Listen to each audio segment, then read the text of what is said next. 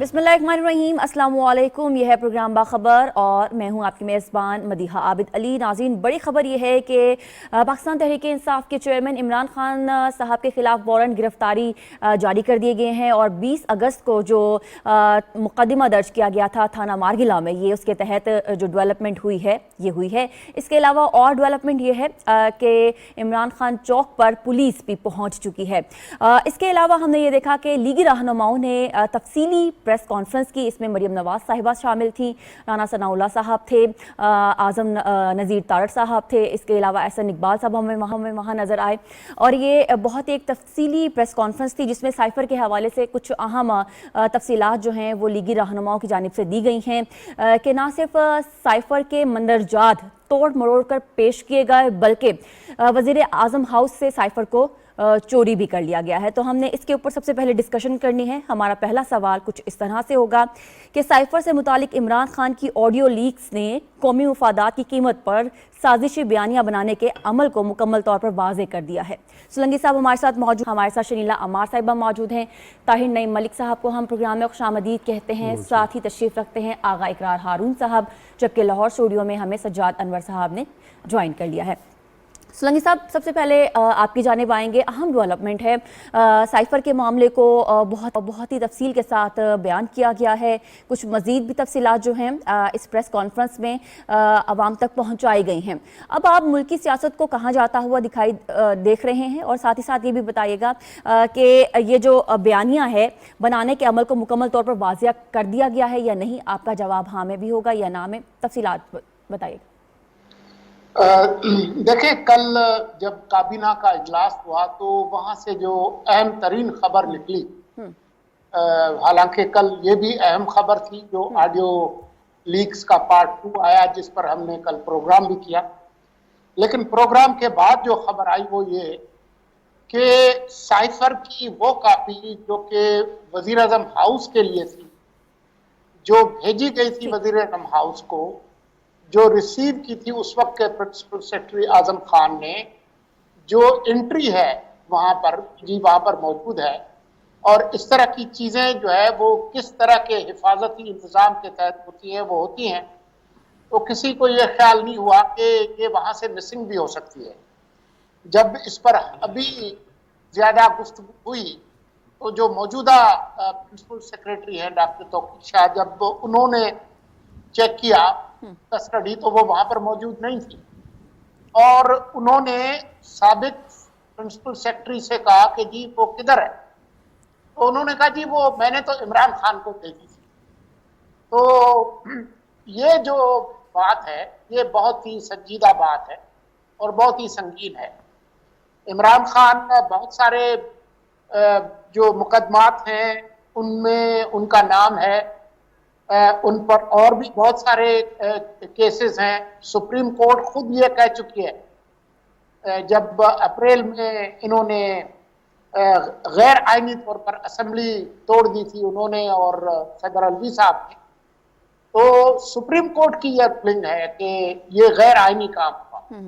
तो उन पर तो बहुत सारी बात है, लेकिन आज ये भी पता चला कि जो 20 अगस्त को जो उन पर FIR दर्ज हुई थी उसमें बहुत सारी दफा थी, लेकिन एक दफा दहशत गर्दी की भी थी 780A की, वो तो इस्लामाबाद हाई कोर्ट के हुक्म पर उसको खत्म कर दिया गया, लेकिन जो बाकी दफा थी उसमें खान साहब के पास कोई जमानत नहीं है, तो अभी हम ये देख रहे हैं।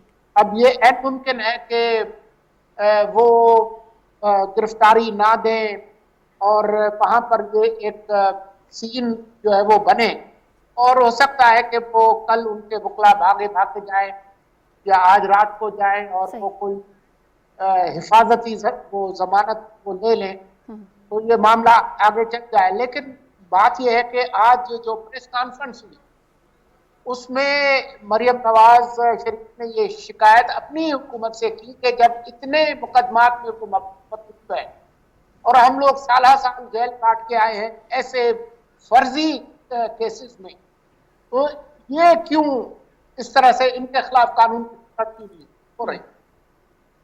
तो ऐन मुमकिन है कि अगर इस मुकदमे में جس کے لیے وہاں پر ابھی ایک سین کریٹ ہوا ہے. یہ سین شاید ختم بھی ہو جائے, لیکن عمران خان کی جو مشکلات ہیں کم نہیں ہونے والی. ٹھیک. اور مجھے لگتا ہے کہ اگلا جو مہینہ ڈیڑھ ہے اس میں جس طرح سے کل انہوں نے پشاور میں بیان بازی کی اور مسلح افواج اور لیڈرشپ کو نشانہ بنایا جھوٹے بیانیت سے, وہ جاری رکھیں گے. عمران خان کی ایک بات بالکل درست ہے کہ سازش ہوئی ہے, لیکن اس کا جو دوسرا حصہ ہے وہ بھی صحیح ہے کہ یہ سازش خود انہوں نے کی اور کہ جو کابینہ کے ارکان تھے اور جو سابق پرنسپل سیکرٹری تھے وہ سازش کا حصہ تھے, اور جب سازش ہوتی ہے تو وہ کسی نہ کسی انجام تک پہنچے.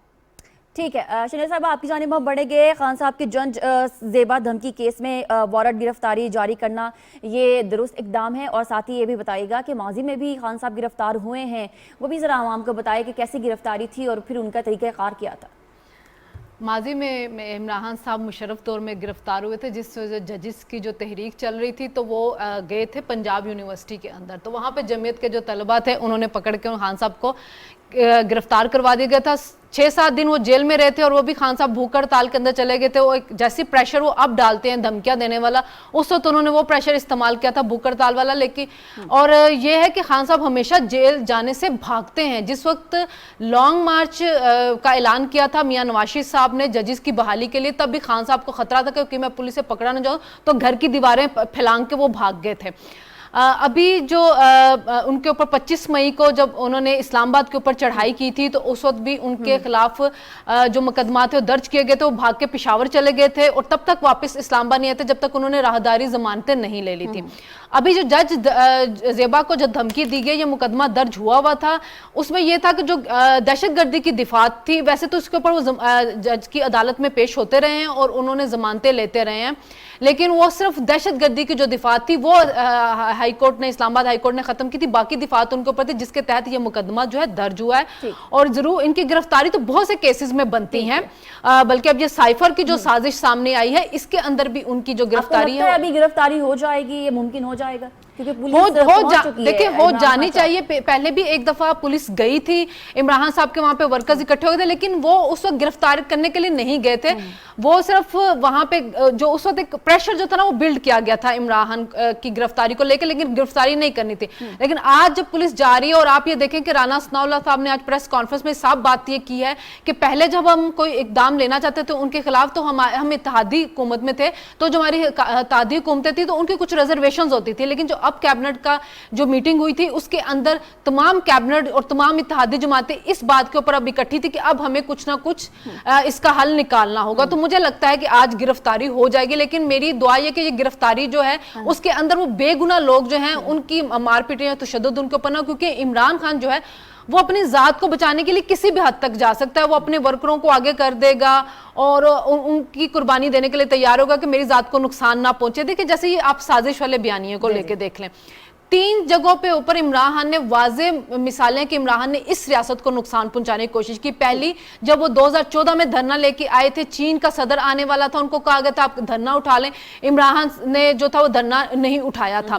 پھر اس کے بعد جب عمران خان کے خلاف تحریک عدم اعتماد آ رہی تھی, ان کو پتا تھا کہ IMF کا پروگرام پاکستان کے لیے کتنا ضروری ہے, اگر یہ ختم ہو جاتا پاکستان کی اکانومی کو بہت بڑا دھچکا لگ سکتا ہے. عمران خان صاحب نے وہ معاہدہ ختم کرنے کے لیے پیٹرول کی پرائس جو تھی اس کو فریز کیا, بجلی کی پرائس کم کی, ہمارا IMF کا معاہدہ جو سسپینڈ ہوا, اس کے بعد ناک کی لکیریں رگوائی IMF نے اس حکومت سے وہ معاہدہ جو تھا اس کو بحال کرانے کے. پھر جب ہم معاہدے کے قریب پہنچ گئے, جب IMF کی طرف سے میں قسط جاری ہونے والی تھی, تو ان کے جو وزیر خزانہ تھے شوکت ترین, انہوں نے KPK کے وزیر خزانہ اور پنجاب کے وزیر خزانہ کو کہا کہ جو آپ نے کمٹمنٹ کیا وفاق کے ساتھ, آپ ان کو خط لکھے کہ ہم اس کو پورا نہیں کریں گے تاکہ IMF ان کو قسط جاری نہ کرے.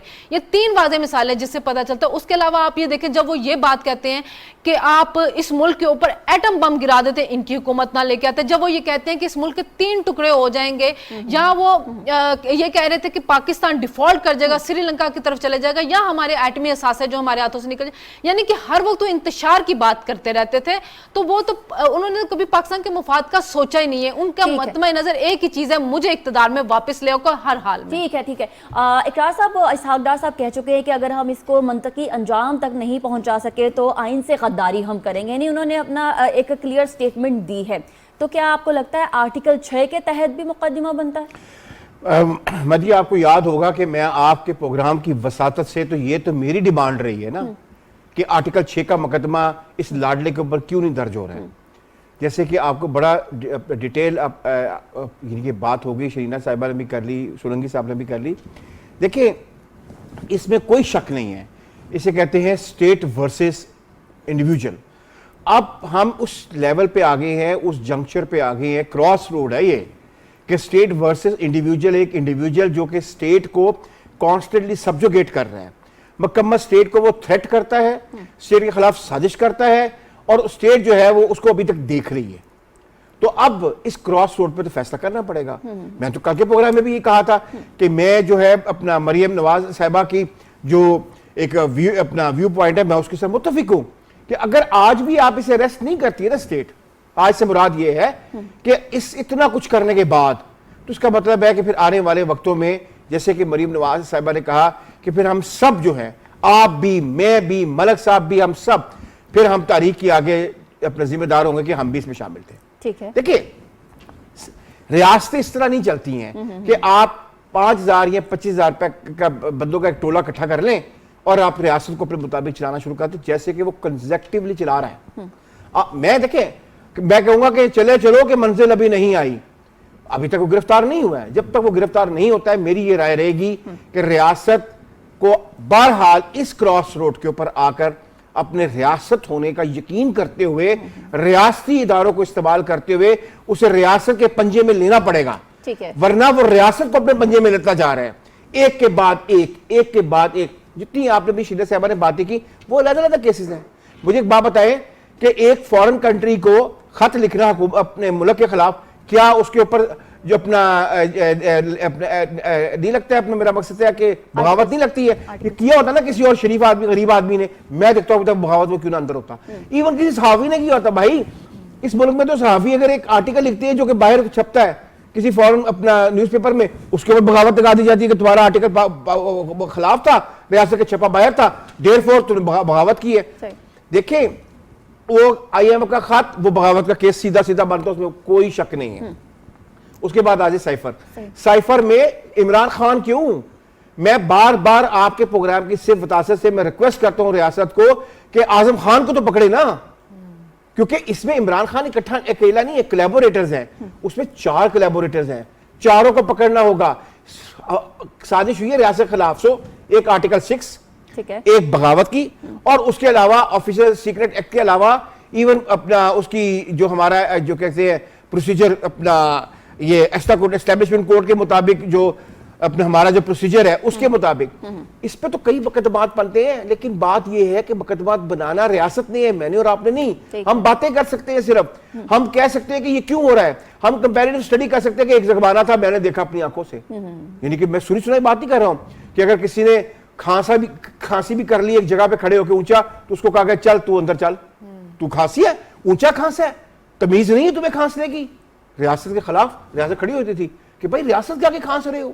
ایک تو وہ زمانہ ہم نے دیکھا ہے, ایک آدمی کوئی اداروں سے چھوڑا ہے, جو اس نے بدتمیزی کی ہے پشاور میں جا کے, پھر جو اس نے بدتمیزی کی گورنمنٹ کالج لاہور میں, جس طرح ہمارے اداروں کے خلاف یوتھ کو کھڑا کیا ہے, جس طرح وہ یوتھ کو جو انسٹیگیٹ کر رہا ہے, اس کے اندر نفرت پیدا کر رہا ہے, کیا اس کے اوپر بغاوت نہیں بنتی ہے؟ بغاوت کا ایک کیس تو نہیں بنتا نا اس کے اوپر, لیکن بنانا میں نے اور آپ نے نہیں ہے. اور میں بالکل میں سپورٹ کرتا ہوں اسحاق ڈار صاحب کے اس ویژن کو کہ اب ریاست کو کھڑا ہونا ہے. ٹھیک ہے طاہر صاحب, مریم نواز صاحبہ بہت ہی کیٹیگوریکلی اپنی پریس کانفرنس میں یہ کہہ چکی ہیں کہ سازش کی آڑ میں افواج پاکستان کو نقصان پہنچایا گیا ہے. تو آپ اس پریس کانفرنس کا خلاصہ کیسے کریں گے, اور یہ جو مقدمہ ابھی درج کرنے کے بعد وارنٹ گرفتاری جاری کر دیے گئے ہیں, کہاں تک جاتے دیکھ رہے ہیں ان اقدامات کو؟ ایک تو یہ ہے کہ دیکھیں المیہ یہ ہے کہ عمران خان صاحب اپنی تقاریر میں 2 چیزیں بڑی مسلسل وہ دہراتے ہیں. ایک تو کہتے ہیں کہ تم پہلے والی قومیں وہ نبی پاک صلی اللہ علیہ وآلہ وسلم کی حدیث اس لیے تباہ ہوئی کہ انصاف کے دور معیار تھے. تو اب دور معیار ریاست کے لیے بھی نہیں ہونے چاہیے, جیسے تفصیل سے آغا صاحب نے بتا دیے. دوسرا مغرب کی مثال دیتے ہیں. آپ سوچ سکتے ہیں کہ یورپ امریکہ کی میچور ڈیموکریسی میں کسی پولیس کے چیف کو, کسی جج کے چیف کو اس طرح تھریٹ کیا جائے, یا کوئی سڑک ہی بلاک کی جائے, وہاں سپیسز ہیں احتجاج کی، پرامن احتجاج کی، لیکن آپ وائٹ ہاؤس کے سامنے، برٹش پارلیمنٹ کے سامنے آپ غلط سائیکل بھی نہیں کھڑی کر سکتے، کسی کی جرت نہیں ہے۔ تو ہم یہ جو سلیکٹیو مثالیں دیتے ہیں یہ بھی ایک طرح کی منافقت ہے کہ ہم دور معیارات بتا دیں۔ رول آف لا کی بات کے لیے اس کا ٹیسٹ کیس یہ ہے کہ طاقتور لوگوں پہ ہو۔ اب ہم یہاں یہ دیکھتے ہیں کہ فلاں شخص پاپولر ہے، یہ ساری باتیں آئیڈیلزم میں ٹھیک ہیں، لیکن ہم نے کراچی کو دیکھا کہ وہاں ایک لسانی تنظیم کے سربراہ نے اس زمانے میں، وہ بھی جی لاکھوں کا مجمع ہے، پاپولر ہیں، پھر اس انتہا پہ آ گئی کہ ریاست کو ایک دن ایکٹ کرنا پڑا، وہ چاہے دیر ہو گیا۔ اب یہ کہ ان کی تقاریر پہ پابندی ہے کیونکہ انہوں نے ریاست کو للکارا۔ سیاست کے ذریعے جو ہے وہ ریاست کو للکارنے کا ذریعہ نہیں ہے، سیاست ریاست کو مضبوط کرنے کا ذریعہ۔ ہم نے یہاں غیر ریاستی عناصر نے جنہوں نے ریاست کو للکارا، 70,000 لوگ ہمارے شہید ہو گئے جنہوں نے کہا کہ ہم آئین اور جمہوریت کو نہیں مانتے۔ تو جو آئین اور جمہوریت کے اندر سیاسی جماعتیں ہیں، المیہ یہ ہے کہ وہ جب لٹھ برداروں کے ساتھ سیاست پہ، ریاست پہ حملہ آور ہو جائیں تو وہ سیاست کا ٹیسٹ کیس ہوتا ہے۔ صحیح۔ دوسری جو یہ سازش کی یہ جو بات ہو رہی ہے، دیکھیں آپ کسی مذہبی رہنما سے اس کے ایمان پہ یلغار کریں اور ریاستی اداروں پہ آپ یہ کہیں گے یہ نیشنل سیکیورٹی پہ کمپرومائزڈ ہے، اس سے بڑا کوئی انتشار ہو نہیں سکتا کہ آپ اپنے شہریوں میں قومی سلامتی کے اداروں کے بارے میں یہ ٹرسٹ ڈیفیسٹ کر دیں کہ یہ کمپرومائزڈ ہے، اور یہ کام 4th جنریشن وار کے ذریعے دشمن ملک کے لوگ کرتے ہیں۔ تو وہ آپ ایک ذمہ دار عہدے پہ رہے ہیں، سیاسی جماعت کے سربراہ ہیں، جو ان کیمرہ بریفنگ میں یا اور وہ ہوتا ہے قومی سلامتی کے متعلق معاملات میں پارلیمنٹ میں طلب بھی کیا جاتا ہے، لیکن اس کے جو اجلاس ہوتے ہیں ان کیمرہ ہوتے ہیں۔ ہم نے بھی یہاں دیکھا کہ ایبٹ آباد کمیشن کا واقعہ جب ہوا ایبٹ آباد کا، تو ان کیمرہ سیشن پارلیمنٹ میں بھی ہوئے، اس وقت پیپلز پارٹی کی گورنمنٹ تھی۔ اب یہ دیکھیں سابق وزیر اعظم یوسف رضا گیلانی جنہوں نے توہین عدالت اس شکل میں نہیں کی تھی، ایک انٹرپریٹیشن کا معاملہ تھا کہ صدر کو استثناء حاصل ہے یا نہیں، عدالت نے قرار دیا کہ یہ توہین عدالت کے مرتکب ہوئے، وہیں انہیں چند سیکنڈ کی سزا ہوئی اور انہوں نے عدالت کے سامنے سر تسلیم خم کیا اور نائل ہوئے، اور وہ اتنی بڑی قیمت میں سمجھتا ہوں میرے لیے بحیثیت ایک عام سیاست کے طالب علم کے لیے بڑی دکھ کی بات ہے جب عمران خان ایسی بات کریں یا کوئی بھی وزیر اعظم نائل ہو۔ میں سمجھتا ہوں کہ سیاستدان کو سزا ہونا یا اس طرح کی چیز اس میں تسکین کا باعث نہیں، لیکن ہمیں اپنے طرز عمل پہ غور کر اور یقین کریں کہ جب ایک سیاسی رہنما اس طرح عدلیہ پہ چڑھ دوڑتا ہے تو اس کے فالوورز جو ہیں وہ بھی ایک کوہرام مچا دیتے ہیں اور معاشرے میں ایک بہت بڑا ٹرسٹ ڈیفیسٹ قائم اس سے ہوتا ہے۔ تو اس کے لیے میں یہ سمجھتا ہوں کہ اس کے اوپر ہمیں آج یہ طے کرنا ہوگا کہ ہم ان چیزوں پہ جو ریاست کے مفادات ہیں ہم سیاست نہیں کریں گے۔ سیاست ہونی چاہیے غریبوں کو ریلیف پہنچانے کے لیے، سیاست ہونی چاہیے صحت اور تعلیم کی بہتر سہولیات میں، سیاست ہونی چاہیے معیشت کو آگے لگانے، سیاست ریاست کی جڑوں کو کھوکھلا کرنے کے لیے نہیں ہونی چاہیے۔ ٹھیک ہے سجاد صاحب، ابھی تو خان صاحب نے لانگ مارچ کی تاریخ بھی دینی تھی اور ان کے فالوورز اس چیز کا ویٹ بھی کر رہے تھے، تو یہ چیزیں کہاں آپ کو جاتی دکھائی دے رہی ہیں؟ ساتھ ہی ساتھ ایک اور سوال میرا یہ ہے کہ مریم نواز صاحبہ نے اپنی آڈیو لیکس کے حوالے سے بھی کافی وضاحت کی ہے اور انہوں نے ڈینائی نہیں کیا، انہوں نے یہ نہیں کہا کہ میری آواز نہیں، بلکہ انہوں نے یہ کہا کہ صحت کارڈ ان کا اپنا بیبی ہے جسے انہوں نے خود پروان چڑھایا اور وہ کیسے یہ گناہ کر سکتی ہیں صحت کارڈ کو بند کرنے کا۔ یہ انہوں نے کہا کہ اگر میں بند کروں تو یہ گناہ ہے۔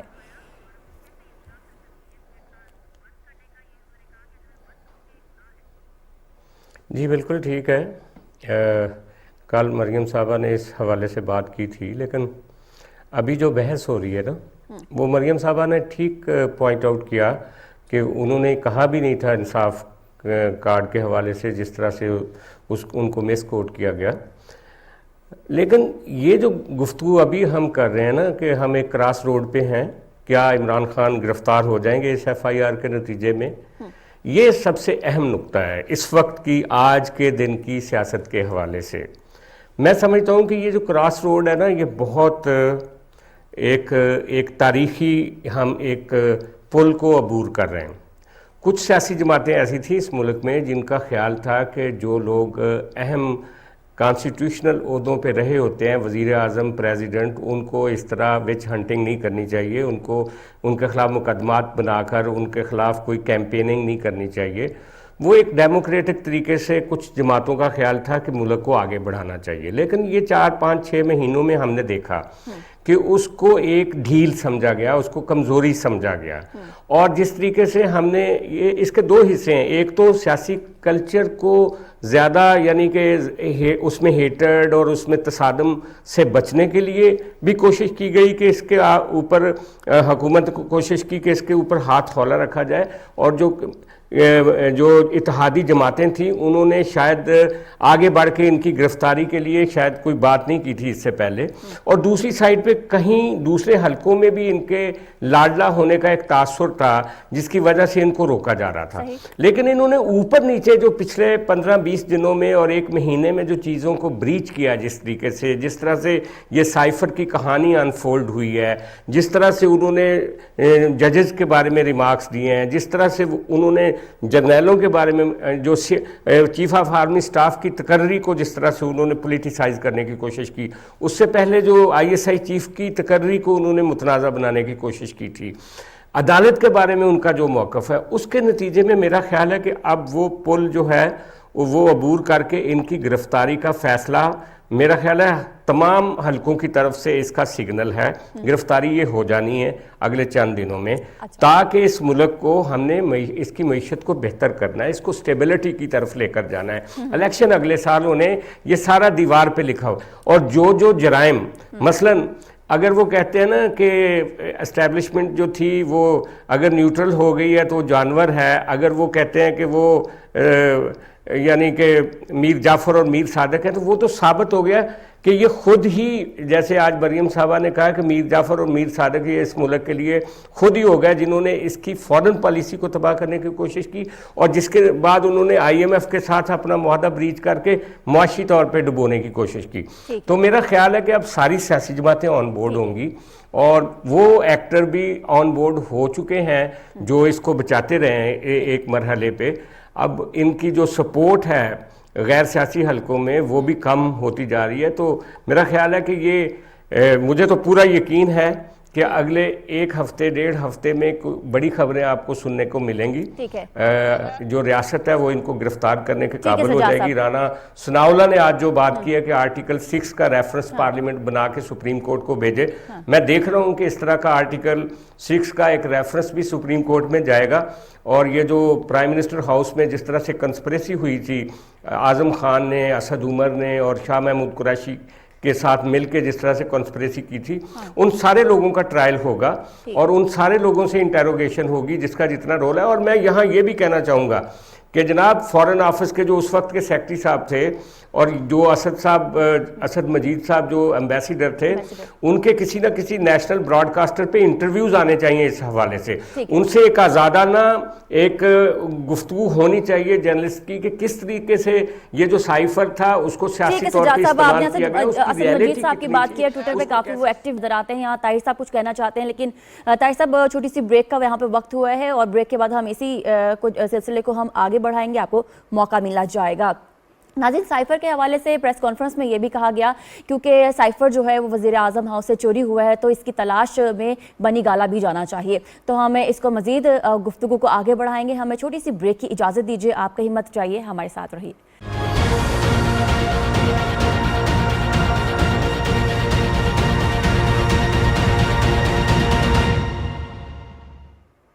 جی ناظرین، بریک کے بعد آپ کو دوبارہ سے خوش آمدید کہتے ہیں۔ ہم گفتگو کے سلسلے کو آگے بڑھائیں گے۔ سولنگی صاحب، یہ کہا جا رہا ہے کہ سائفر کی تلاش اب کی جائے گی، تو بنی گالا بھی جایا جائے گا، آپ اس سلسلے کو کیسے آگے بڑھتا دیکھ رہے ہیں؟ دیکھیں، امریکہ دنیا کا سپر پاور ہے اور اس کے صدر تھے ڈونلڈ ٹرمپ۔ وہ وائٹ ہاؤس سے کچھ دستاویز بغیر اجازت کے غیر قانونی طور پر اٹھا کر لے گئے فلوریڈا میں جو ان کی ذاتی رہائش گاہ ہے، اور جب یہ بات پتہ چلی تو اسی ملک کی FBI گئی، انہوں نے وہاں پر چھاپا مارا اور وہ دستاویزات لے کر واپس آ گئے۔ تو جن ملکوں کی عمران خان مثال دیتے ہیں، مغرب میں ایسے ہوتا ہے، قانون سب کے لیے برابر ہوتا ہے، تو اگر آپ کے لوگ وہاں سے ایک سیکرٹ دستاویز اٹھا کر لے گئے ہیں चुरा के ले गए हैं, चोरी की है, तो अगर डोनाल्ड ट्रंप की ज़ाती रिहाइश का पर छापा पड़ सकता है तो इमरान खान के लिए क्यों नहीं हो सकता। और आप ये देखें कि अगर कोई आम आदमी कोई छोटी सी कोई गलती कर ले और उसका वारंट गिरफ्तारी हो और उसकी जमानत ना हो तो उसके साथ क्या होता है। और फिर इस मुल्क की जो तारीख है उसमें कितने मुल्क के सदर, वज़राए आज़म, वजीर, मुमताज़ सियासतदान, उनको बकरी की चोरी में गिरफ्तार नहीं किया गया। तो लेकिन आज आप देखें कि आज रद्द-ए-अमल क्या आया है कि एक मुकदमा जो 20 अगस्त से उन पर दर्ज है, आज 1 अक्टूबर है, इस पूरे अरसे में इन्होंने उन दफात पर कोई जमानत नहीं ली। जो 780 का जो मुकदमा था वो इस्लामाबाद हाई कोर्ट के हुक्म पर खत्म हुआ, फिर उनको कोर्ट की तरफ से नोटिस गया कि जी आपके खिलाफ जो मुकदमा दर्ज है और आपने इस पेश होना है, जो भी कानूनी कार्रवाई करनी है। उस नोटिस को भी उन्होंने दरखोरे इतना नहीं समझा। अब उसके बाद जज के पास सिवाय गिरफ्तारी के वारंट जारी करने के अलावा और क्या रास्ता रह जाता है। और उसके मुकाबले पर ये क्या कह रहे हैं, इमरान खान हमारी रेड लाइन है।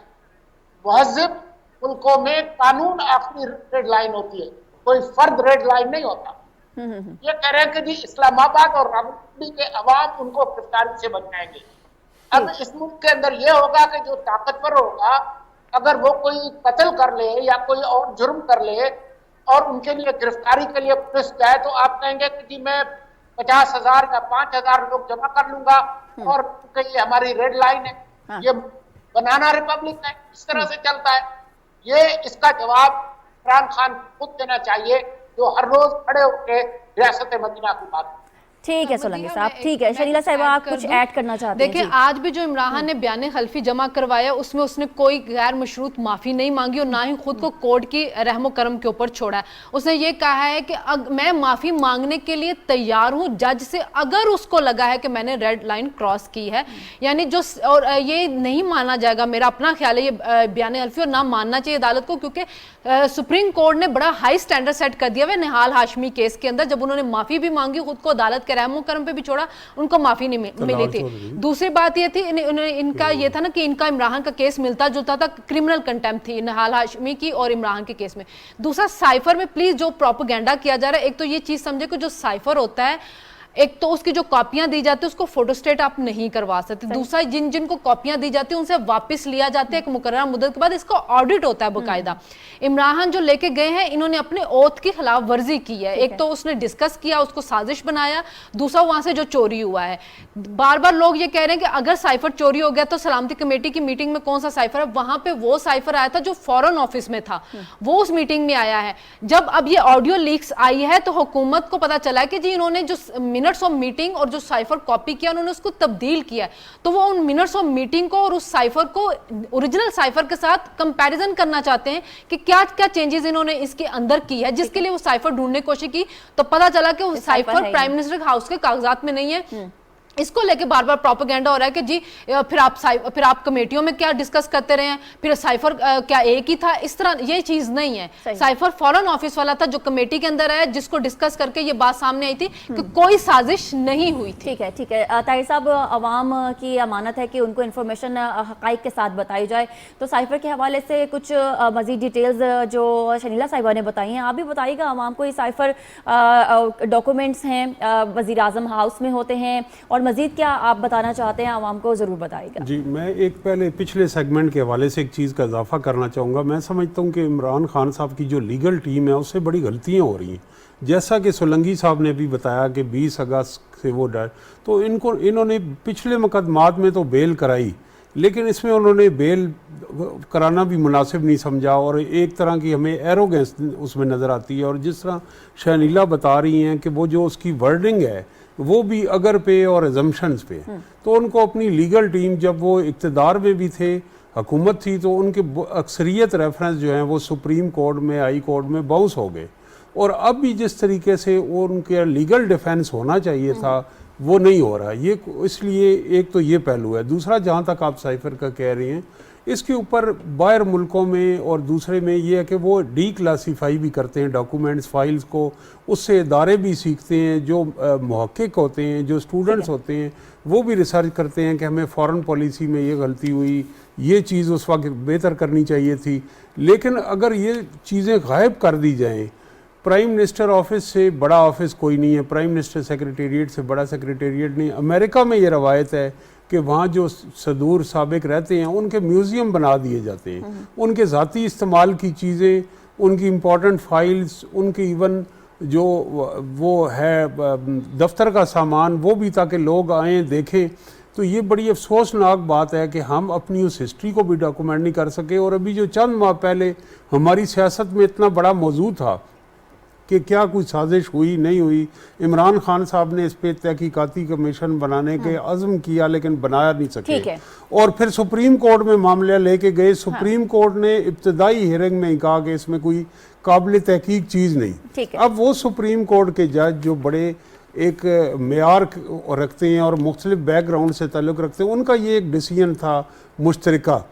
اب ہم اگر ایک بنیادی ڈاکومنٹ نہیں ہیں تو پھر یہ سیریس بزنس ہے کہ ہماری جو حساس معلومات ہیں, ایک طرف ہم آڈیو لیک بھگت رہے ہیں, دوسری طرف یہ کر رہے ہیں, تو ایک بہت بڑا نیشنل سیکیورٹی بریچ ہے کہ پرائم منسٹر ہاؤس میں کوئی وزٹر کے اوپر تفصیل کے ساتھ جو تحقیقات ہیں وہ ہونی چاہیے. ہم آگے بڑھیں گے دوسرے جو ایکسپرٹس ہیں ان سے معذرت کے ساتھ. اگلا جو ٹاپک ہے اسے بھی ہم نے ڈسکس کرنا ہے. ناظرین, آج جو ہے قیمت پیٹرول کی 224 روپے 80 پیسے ہے, جبکہ ڈالر جو ہے وہ 228 روپے ہے. اسحاق ڈار صاحب کے قلمدان سنبھالنے کے بعد 11 روپے اگر راؤنڈ فگر میں بیان کیا جائے تو کمی آئی ہے ڈالر کی قیمت میں. اس کا عام آدمی کو, جو عام پاکستانی شہری ہے, اس کو کیا فائدہ ہوگا اور مزید آنے والے دنوں میں کیا ریلیف مل سکتا ہے عام آدمی کو, یہ ہم نے ڈسکس کرنا ہے. تو ہمارا سوال کچھ اس طرح سے ہوگا. روپے کی قدر میں مسلسل اضافہ, حکومت کا پیٹرولیم مصنوعات کی قیمتوں میں کمی کا اعلان, یہ اقدام روز بروز بڑھتی مہنگائی کی شرح میں کمی کا باعث بنے گا, کمی کا باعث ہے. سولنگی صاحب کیسے جواب دیں گے آپ؟ دیکھیں, ہمارے ہاں جو افراط زر میں جو اضافہ ہوتا ہے اس میں ایک اہم وجہ جو پیٹرولیم پرائسز ہیں وہ ایک کردار ادا کرتے ہیں.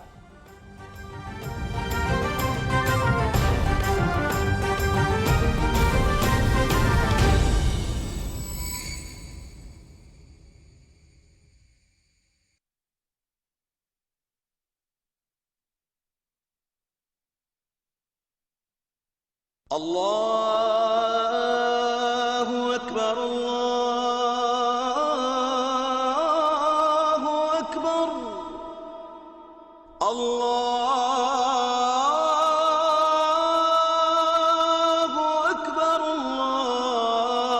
اللہ اکبر اشہد ان لا الہ الا اللہ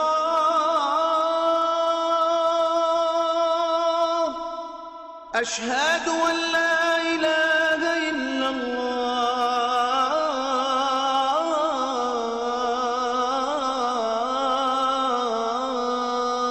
الله أشهد أن محمد رسول الله أشهد أن محمد رسول الله حي على الصلاة حي على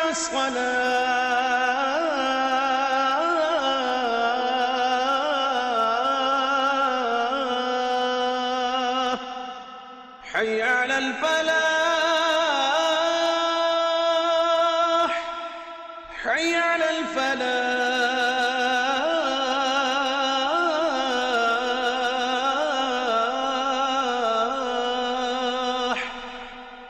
الصلاة خير من النوم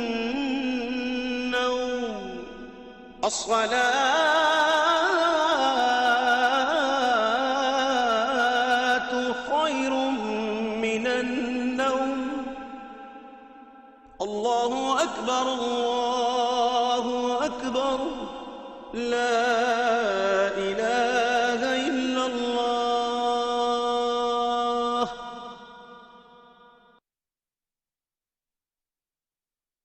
اللهم صل على محمد وعلى آل محمد كما صليت على إبراهيم وعلى آل إبراهيم إنك حميد مجيد اللهم بارك على محمد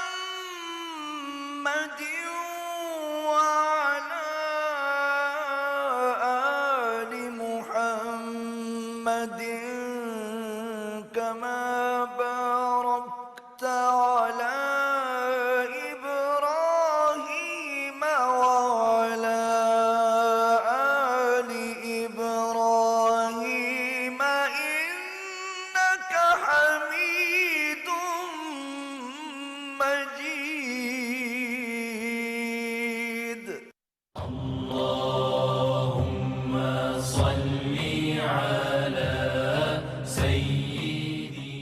حضرت ابو ہریرہ رضی اللہ تعالیٰ عنہ سے روایت ہے کہ رسول اللہ صلی اللہ علیہ وسلم نے کھانے کو کبھی عیب نہیں لگایا، یعنی برا نہیں کہا۔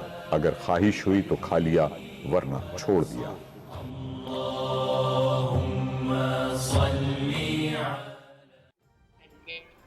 تمام چیزوں کے آپ سوئی سے لے کے دھاگے سے لے کے فروٹ سبزی دالیں جو بھی سروسز ہیں اور گڈس ہیں وہ ٹریول کرتی ہیں روڈ پہ تو ظاہر ہے اس کا اثر پڑتا ہے۔ اسی طرح سے جو ہمارے تو کافی کچھ بجلی گھر جو ہیں وہ بھی فرنس آئل سے چلتے ہیں ابھی تک، کیونکہ پچھلے دنوں آپ نے دیکھا ہوگا پچھلی حکومت میں کہ انہوں نے وقت پر جو LNG کے معاہدے نہیں کیے تو اس کے نتیجے میں بھی فرنس آئل کے ذریعے بجلی پیدا کرنے کی ضرورت آتی ہے۔ تو اب کیونکہ دنیا میں آہستہ آہستہ جو پیٹرولیم مصنوعات کی قیمتیں نیچے آ رہی ہیں تو یہ حکومت کی ذمہ داری ہے کہ وہ جو فائدہ ہے وہ لوگوں کو منتقل کرے۔ تو اس کے نتیجے میں ظاہر ہے لوگوں کو فائدہ ہوگا، ایک عام موٹر سائیکل والے سے لے کر چھوٹی گاڑی والے سے لے کر تمام لوگوں کو اس کا فائدہ ہوگا۔ اور کل رات جب کانفرنس کر رہے تھے ڈاکٹر صاحب تو انہوں نے یہ کہا اور آج بھی یہ بات کافی آئی کہ جو پیٹرولیم ڈیولپمنٹ لیوی اور جو GST ہے اس کو انہوں نے تبدیل نہیں کیا، اس کو تبدیل کیے بغیر انہوں نے یہ قیمتیں جو ہے وہ کم کی ہیں، کیونکہ جو پرائس ڈفرنس آیا ہے جو ایوریج بنتا ہے۔ تو میں سمجھتا ہوں کہ یہ ہماری معیشت کے لیے جو دو اچھی چیزیں ہوئی ہیں پچھلے 5-10 سالوں میں، ایک تو جو روپے کی جو قیمت ہے اس میں بہتری آئی ہے جس کے نتیجے میں کوئی 1300-1400 ارب روپے کے جو قرضے تھے وہ آپ کے کم ہو گئے جیسے آپ کی جو روپے کی قیمت بڑھی ہے۔ لیکن جو مستقل حل ہے وہ تو یہی ہے کہ جب معیشت بہتر ہوگی تو فارن ڈائریکٹ انویسٹمنٹ بڑھے گی، ایکسپورٹس آپ کی بڑھے گی، آپ کے جو امپورٹ کا بل کم ہوگا تو اس نتیجے میں آپ کے پاس جیسے ڈالر زیادہ ہوں گے تو اسی حساب سے جو روپے کی قیمت ہے وہ بڑھے گی۔ ٹھیک ہے شلیل صاحبہ، شرح مہنگائی میں کمی آئے گی یا آپ کو لگتا ہے عام عوام کو ریلیف ملے گا؟ دیکھیں مدیحہ، اس میں کچھ چیزیں ہمیں دیکھنی ہوگی۔ ایک تو اسحاق ڈار کی جو صلاحیت ہے اس کے اوپر تو کسی کو شک نہیں ہے۔ جب انہوں نے پہلے بھی حکومت سنبھال لی تھی 12% مہنگائی تھی، وہ اس کو 4% پہ لے کے آئے، ڈالر کو انہوں نے ہمیشہ کنٹرول میں رکھا تھا اور بجلی کے جو یونٹ تھا وہ بھی 14 روپے تھا۔ آج حالات بہت مختلف ہیں۔ ایک تو یہ کہ جو 4 سال کی تباہی ہے اس کی وجہ سے بہت سے چیلنجز آپ کے سامنے ہیں۔ IMF کے ساتھ آپ کے مذاکرات دوبارہ سے انہوں نے شروع کیے ہیں اسحاق ڈار میں، جس میں وہ عوام سے پوسٹ سیلاب کے بعد کا ریلیف مانگ رہے ہیں، کیونکہ جب مفتاح اسماعیل ان کے پاس گئے تھے تب ہمارے ملک میں سیلاب نہیں آیا تھا، کنڈیشن مختلف تھی۔ اب یہ ہے ایک تو ہماری tax to G D P شرح بہت کم ہے, 10% سے نیچے بھی. کسی بھی ملک کی اکانومی کے لیے بہت ضروری ہے تو اسٹیبل اکانومی جو ملک کی ہوتی ہے کہ اس کی tax to G D P شرح جو ہے کم از کم 15% تو ہو, جو اسحاق ڈار صاحب نے ایف بی آر کو کہا آپ انکریز کریں.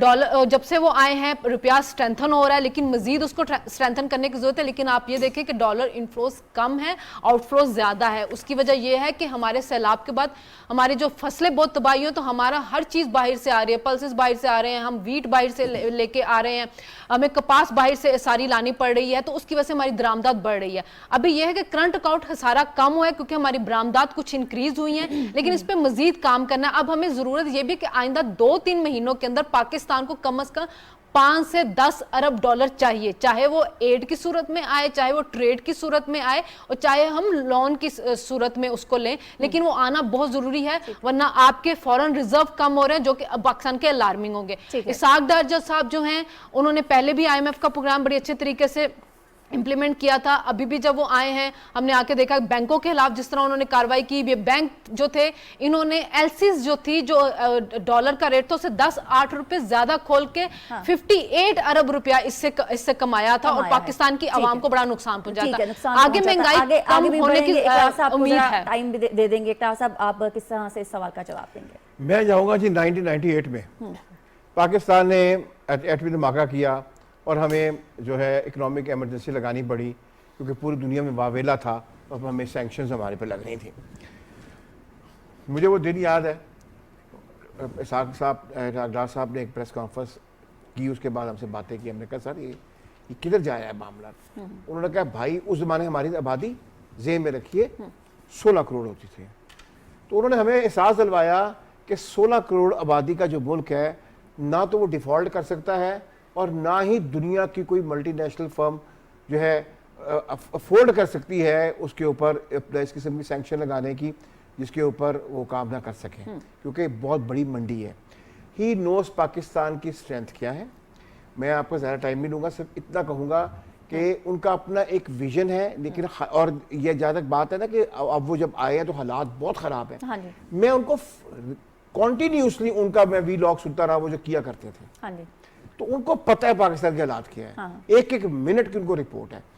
اور ان کے یعنی کہ انہیں جادوگر بھی کہتے ہیں اس کا, ان کو پتہ ہے کون سی چیز کیسے کرنی ہے. لیکن اس میں ایک بات میں اور کہوں گا, آپ کو یاد ہے کہ جب پنجاب میں پی ایم آئی کی گورنمنٹ بن گئی تھی تو یکدم ڈالر نیچے آیا تھا اور یکدم اپنا گرا تھا, اور جو ہے وہ ایک ہمیں لگ رہا تھا کہ ہمیں ایک ریلیف مل گیا. لیکن پھر کچھ ہوا, کیا ہوا کیا بات کریں, اب ہو گیا کچھ. تو پھر اس کے بعد وہاں پہ یعنی کہ آپ کہہ سکتے ہیں کہ سیاسی طور پہ ایک انسٹیبلٹی پیدا ہوئی, پھر ڈالر اوپر اٹھا. آپ اس فتنے کو قابو کریں اور آپ دیکھیے کہ جب پوری دنیا کو پتہ ہوگا, جب انویسٹر کو پتہ ہوگا کہ پاکستان میں ایک سٹیبل گورنمنٹ ہے, ایک سٹرونگ گورنمنٹ بیٹھی ہوئی ہے, میں دیکھتا ہوں انویسٹمنٹس کیسے نہیں. ٹھیک ہے طاہر صاحب, یقیناً حالات برے ہیں, معیشت کتنی سنبھلتی دیکھ رہے ہیں آپ؟ میرے خیال میں سو فار سو گڈ, اور اچھی اس کو ہمیں مانیٹر کرنا ہوگا. اسی طرح اگر ٹرینڈ رہا تو یہ اچھی ایک شروعات ہے, اور اس میں سب سے اس وقت صوبائی حکومتوں کا بڑا رول بنتا ہے, کیونکہ جب ڈالر کی قیمت کم ہوتی ہے, پہلے تو بات یہ کہ روپے کی قدر میں اضافہ ہونا یہ ایک بہت غیر معمولی اقدام ہے, حیرت انگیز ہے. آپ پاؤنڈ دیکھ لیں, یورپین کرنسیز دیکھ لیں, چائنیز کرنسی دیکھ لیں, وہ ڈالر کے مقابلے میں بہت سٹریس میں ہیں. تو اس کو عام آدمی تک اس کے ثمرات پہنچانے ہوں گے. جو منافع خور ذخیرہ اندوز اس بنیاد پہ مہنگائی کرتے ہیں کہ پیٹرول کی قیمت میں اضافہ ہو گیا ہے, چیزیں باہر سے منگاتے ہیں, ڈالر کا ریٹ یہ ہو گیا ہے, تو اب عام آدمی تک ڈالر کے سستے ہونے سے, پیٹرول کی قیمتوں کے سستے ہونے سے اس تک ثمرات پہنچنے چاہیے. اور اس میں پھر یہ آگے صوبائی حکومتوں کا رول ہے کہ وہ کس طرح ان کرایوں سے لے کے اور سبزی گوشت سے لے کے اور جو چیزیں باہر سے امپورٹ ہو رہی ہیں, کوکنگ آئل سے لے کے ہر چیز تک وہ ریلیف دے. دوسری میری توقع یہ ہے کہ اسحاق ڈار صاحب جو ہمارے معیشت پہ خسارے میں چلنے والے ادارے ہیں سرکاری, جو ہماری جو معیشت کمزور ہونے کی ایک بہت بڑی وجہ ہے کہ ان کو ہم ہر سال اور ہر مہینے کھربوں روپے وہ دیتے ہیں صرف ان کو وینٹیلیٹر پہ رکھنے کے لیے. اس کے لیے ان کا مربوط پلان ہونا چاہیے. اور اب اور بھی ضروری ہو گیا ہے کہ 3.5 کروڑ کی آبادی جو ہے وہ ڈسپلیسڈ ہو گئی ہے, وہ سیلاب سے متاثر ہوئی ہے, وہ پیسہ جو ہم ان اداروں کو دے رہے ہیں, جو خسارے میں جا رہے ہیں اور جو چل بھی نہیں رہے, ان کا وہ پیسہ جو ہے عوام تک پہنچایا جائے. تیسرا جو tax to G D P ratio ہے, ایک چیز میں کہنے چاہوں گا, میں خود فائلر ہوں, کل میں نے خود کیا, یہ جو ایف بی آر نے ایک اچھا نظام بنایا ہے. بہت سارے لوگ سکیپٹک تھے, ہچکچاہٹ کا شکار تھے, لیکن بہت بڑی تعداد نے وہ ٹیکس ریٹرن فائل کیے ہیں. اس میں ڈیٹ بھی ایکسٹینڈ ہونی چاہیے, اور جتنا ہم اس نظام کو غیر پیچیدہ بنائیں گے, لوگ فری ول سے اس کے اندر فائل کریں گے. اور چوتھی بات یہ ہے کہ ایف بی آر کے افسران کو بھی میرا دعویٰ ہے کہ وہ اپنے آفیسز سے باہر نکلیں اور اسلام آباد کے بلو ایریا میں ہی دیکھ لیں, رسیدیں لے لیں کہ کروڑوں کی سیل والے بھی جو ہیں انہوں نے پی او ایس مشینیں نہیں لگائی ہیں. میں اکثر ٹویٹ کر چکا ہوں. اور وہ ٹیکس چور جو نادرا نے ڈیٹا میں آئیڈینٹیفائی کر دی ہیں, جن کے پاس مشین ریڈیبل پاسپورٹ ہیں, جو نئے ماڈل کی گاڑیاں لے رہے ہیں, جن کے پاس کریڈٹ کارڈ ہے, جو فورن ٹریولنگ کرتے ہیں, لیکن ٹیکس ان کا زیرو ہے. وہ جس طرح سولنگی صاحب کہہ رہے ہیں کہ ایف بی آئی چھاپا مارتی ہے, امریکہ میں یہ کرتی ہے, تو سولنگی صاحب بھی باہر رہے ہیں. اسی طرح ایف بی آئی ٹیکس چوری پہ بھی چھاپا مارتی. تو یہ جو مراد یافتہ طبقہ ہے کہ جس کی آمدن, جس کے بچے ڈالروں میں فیس دے رہے ہیں, جو لائف سٹائل بڑا, جو 5,000 روپے کا سیلڈ کھا لیتے ہیں لیکن زیرو ٹیکس ہے, اس کی طرف بھی ریاست کو یلغار کرنی ہوگی. ٹھیک ہے, آپ نے ٹیکس کی بات کی ہے. سجاد صاحب کی جانب چلیں گے. سجاد صاحب, ہم نے دیکھا ہے گزشتہ دور حکومت میں بہت سارے ٹیکٹکس جو ہیں وہ اپنائے گئے تاکہ ٹیکس جو ریٹرن ہے وہ فائل کروائے جا سکے. جیسے کہ کاروباری حضرات سے کہا گیا کہ 50,000 یا 1 لاکھ کی خریداری کے اوپر شناختی کارڈ کی شرط اور اس طرح کی چیزیں, لیکن معیشت پھر بھی سنبھلی نہیں. لیکن ابھی آپ کیسا دیکھ رہے ہیں معیشت کو, اور یہ جو ڈالر کی قیمت اور پیٹرولیم مصنوعات کی قیمت میں کمی ہوئی, اس کو کیسا دیکھ رہے ہیں آپ؟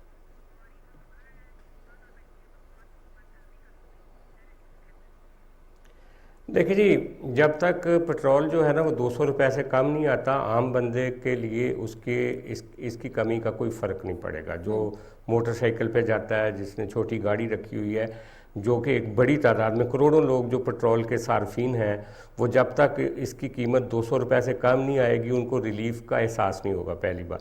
دوسری بات, آج ڈار صاحب نے بہت اچھی بات کی کہ یہ جو ڈالر کی قیمت جب ڈالر روپے کے مقابلے میں زیادہ یعنی اس کی طاقت اسٹرینگتھ بڑھتی ہے تو یہ مدر آف آل ایولز ہے.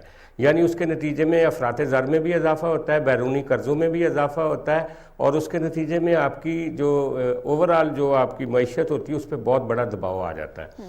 اصل بات یہ ہے کہ پچھلے دنوں جب عمران خان صاحب کی گورنمنٹ تھی, انہوں نے جو کہہ رہے تھے کہ جی ہماری گروتھ آخری 1-2 سال میں 5% اس سے اوپر جا رہی تھی, تو اس کے بارے میں اکانومسٹ نے کہا کہ یہ بہت ایکسپینسو گروتھ ہے, جس کے اوپر بہت سارا پیسہ لگا کے آپ اس کو گرو کر رہے ہیں اپنی اکانومی کو.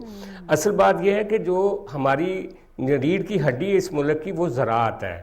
میں پہلے بھی کہہ چکا ہوں ایک پروگرام میں کہ مارچ تک جب تک گندم کی بوائی جو ہے وہ شروع ہونی ہے, ہمارے جتنے بھی فلڈڈ ایریاز ہیں وہاں سے پانی نیچے جا چکا ہوگا. ہمیں کسانوں کو مراعات دینی چاہیے کہ وہ زیادہ سے زیادہ گندم کو بوئیں, اور اس کے نتیجے میں ہمارا جو فوڈ سیکیورٹی کا مسئلہ ہے, باہر سے گندم امپورٹ کرتے ہیں جو ڈالرز میں, وہ آپ کو نہیں کرنی پڑے گی. اور اسی طرح ابھی جو ہمیں پتہ چلا ہے مختلف رپورٹس میں کہ آپ کے پاس جون تک, جب تک نئی گندم آنی ہے تب تک کا آپ کا ذخیرہ گندم کا موجود ہے, اس کو سمگلنگ سے بچانا چاہیے. ہمیں کسانوں پہ انویسٹمنٹ کرنی چاہیے. ہمیں اپنی ایڈیبل آئل کا بل, سب سے بڑا بل ہے ہمارا امپورٹ بل, جس پہ ڈالرز جاتے ہیں. ہمیں وہ پاکستان میں پروڈیوس کرنے کے لیے ایڈیبل آئلز کی ایک لانگ ٹرم کوشش کرنی چاہیے. اور میں سمجھتا ہوں کہ یہ ایفرٹ ٹھیک ہے. پہلے بھی اسحاق ڈار صاحب نے اکانومی کو ہیڈ آن لیا اور لوگوں کو فائدہ پہنچا اس کے نتیجے میں, لیکن روپے کو آپ مصنوعی طور پہ بھی طاقتور نہیں رکھ سکتے.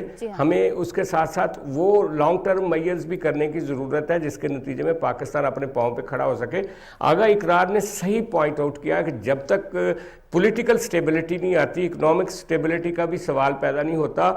جب تک اس فتنے کو کسی جیل میں بند نہیں کیا جاتا یا اس کو گھر میں نظر بند نہیں کیا جاتا اور اس پہ سختی نہیں کی جاتی, تب تک آپ مت سمجھیں کہ آپ کی اکانومی کوئی بہت بڑا راستہ لے سکے گی.